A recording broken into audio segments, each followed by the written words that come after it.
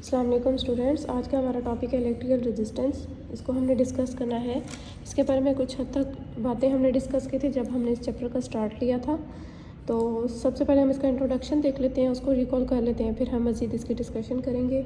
Electrical resistance actually है क्या? हमने डिस्कस किया था कि जब भी किसी वायर में स्पेसिफिक अमाउंट में करंट फ्लो करता है तो वहाँ पे कुछ हद तक जो है वो जब इलेक्ट्रॉन्स या फ्री इलेक्ट्रॉन्स कोलाइड कर रहे होते हैं तो वहाँ पे जितने फ्री इलेक्ट्रॉन्स होंगे ड्यूरिंग कोलिजन वो उनको एक या वो किसी रुकावट से गुजरते हैं। हम कहते हैं कि उनके रास्ते में एक ऑब्स्टेकल होता है।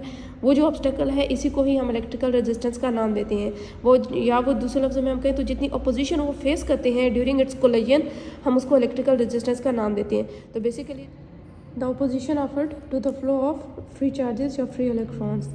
हम इसको ओम में मेजर करते हैं बाय यूजिंग ओम्स लॉ। हम रिप्रेजेंट करते हैं V is equal to I are.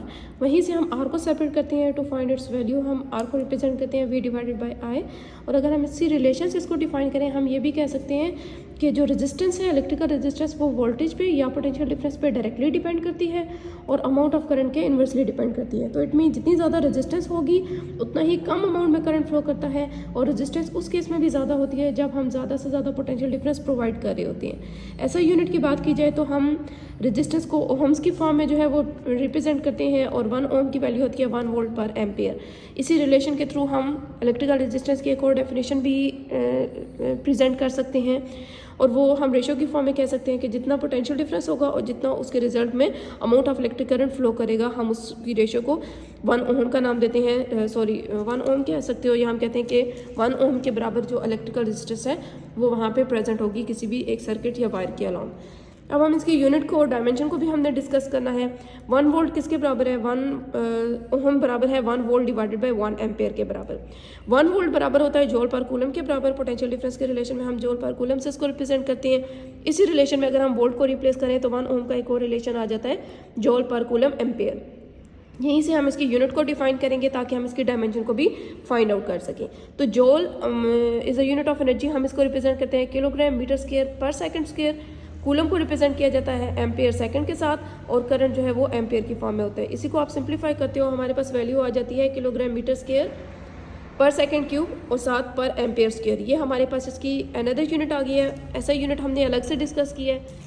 तो इस यूनिट के थ्रू अब हमने डायमेंशन निकालनी है। किलोग्राम को हम रिप्रेजेंट करते हैं, किलोग्राम को हम रिप्रेजेंट करना है मीटर को, सेकंड को और एम्पेयर को। इन तीनों को जब आप डायमेंशन की फॉर्म में प्रेजेंट करोगे तो हमारी डायमेंशन बनेगी ml² t-3 ampere per second square. With in the square bracket हम इसको रिप्रेजेंट कर देंगे। नेक्स्ट है हमारे पास कि ये कैसी क्वांटिटी है? Electrical resistance is actually a scalar quantity. कुछ फैक्टर्स हैं जिनके ऊपर ये डिपेंड करती है मेजरली।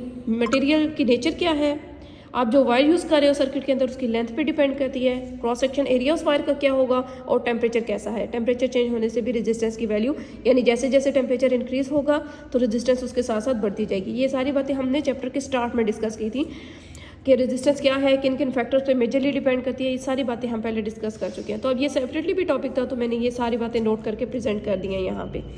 नेक्स्ट देखें जी, इन्हीं अगर डिपेंडेंस को देखिए तो हम रेजिस्टेंस का एक रिलेशन ले रहे हैं। हम कह रहे हैं कि वो लेंथ पे भी डिपेंड करती है, क्रॉस सेक्शन एरिया पे भी, टेम्परेचर एंड नेचर पे भी वो डिपेंड कर रही है। तो इन्हीं बातों को अगर हम कंबाइन करें हमारे पास एक रिलेशन आ रहा है कि हम यहाँ पे प्रेजेंट करें कि जितनी ज़्यादा लेंथ होगी वायर की उतनी ही ज़्यादा वहाँ पे रेजिस्टेंस होगी और जितना ज़्यादा क्रॉस सेक्शन एरिया होगा उतनी ही ज़्यादा स्पेस मिल जाएगी फ्री चार्जेस को, फ्री इलेक्ट्रॉन्स को मूव करने के लिए।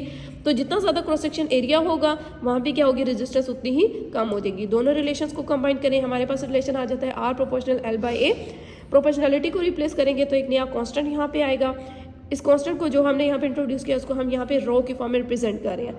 ये रो एक्चुअली वो डेंसिटी वाला रिलेशन नहीं है बल्कि हम यहाँ रेजिस्टेंस के केस में इस रो को रेजिस्टिविटी या स्पेसिफिक रेजिस्टेंस का नाम देते हैं। तो R की वैल्यू हमारे पास आ जाती है रो L डिवाइडेड बाय A।